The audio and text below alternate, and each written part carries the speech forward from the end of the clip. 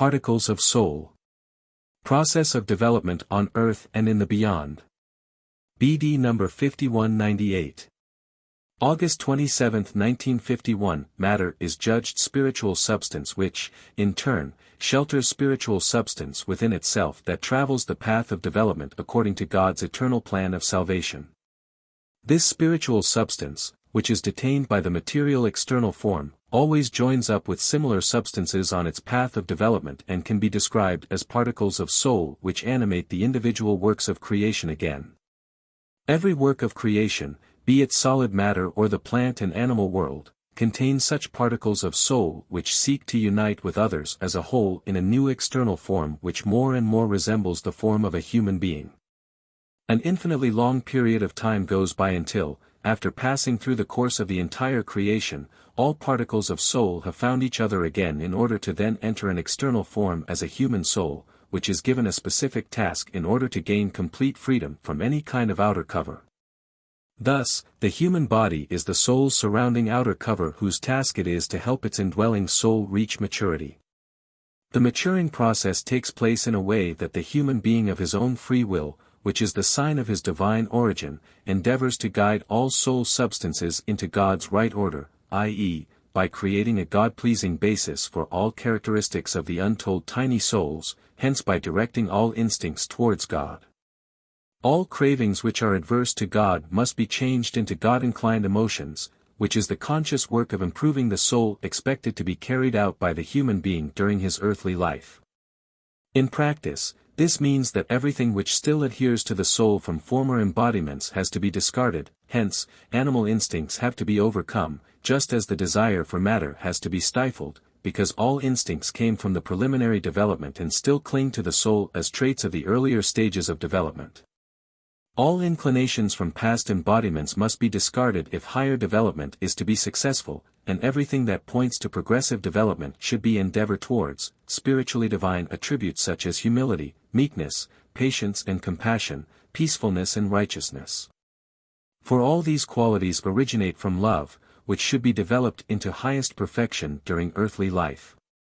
Thereby a very clear guideline was given for the human being's task on earth. God's will is revealed to people through His Word. The soul is, to a certain extent, still disordered spiritual essence which should be guided back into order. However, it can make its own decision because it lives in the state of free will. It certainly is able to return to order but is not forced to do so. But as soon as it has put itself in order, the Spirit of God will have access, which cannot penetrate a chaos of instincts and disorderly substances, or rather, it may not interfere by bringing order if the will is missing. Order will be established and the most prominent individual attributes, which characterize a prior embodiment, are reversed into the opposite, since all souls are imperfect at the start of their development and becoming perfect is the purpose and goal of their embodiment. Thus, recognizable characteristics from past embodiments can never be in harmony with divine order, but they must be changed into the opposite, until only love, kindness, humility, meekness, righteousness and compassion are the human being's nature and indicate his aspired perfection, until the divine order is recognizable and the human being's soul has reached its goal and can leave its outer shell in order to strive as a spiritual being towards ascent in possession of light and strength, which further its progress in the beyond surprisingly fast.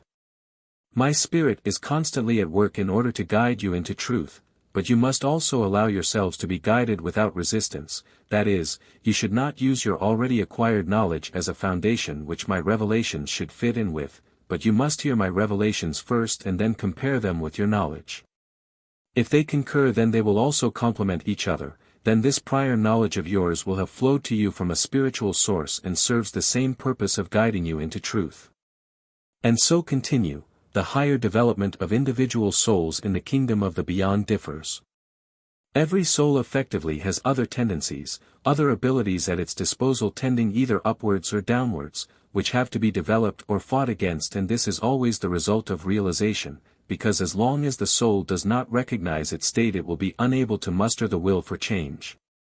For this reason it must already have been touched by a small ray of light so as to reach this realization, on account of which intercession for souls in the beyond is so tremendously important, so that they will receive a ray of realization, only then will they actively strive to ascend.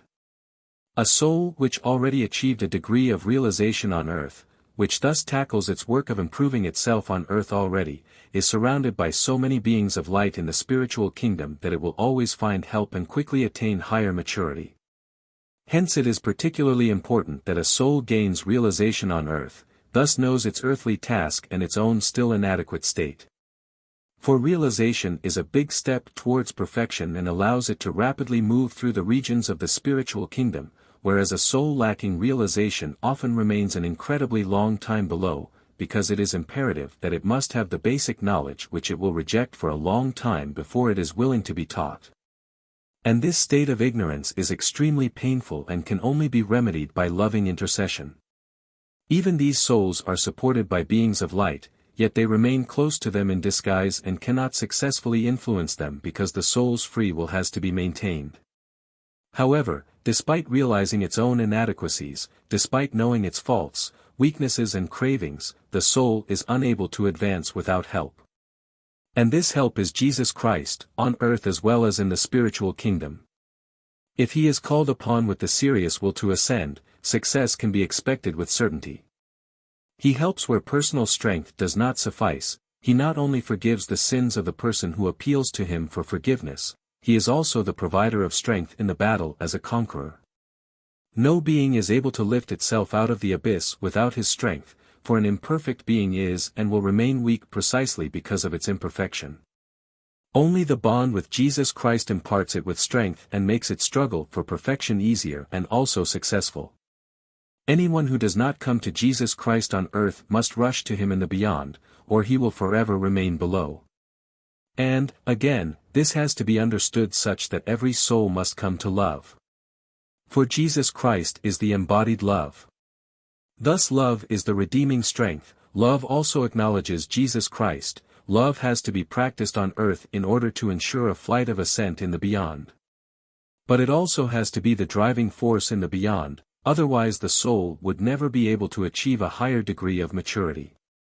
And therefore love is the only means to discard all weaknesses and faults, for anyone who has love recognizes himself and consciously strives towards perfection, because he longs for the one who is love itself, and this one will always help him, because love strives towards love and the union in love is eternal bliss.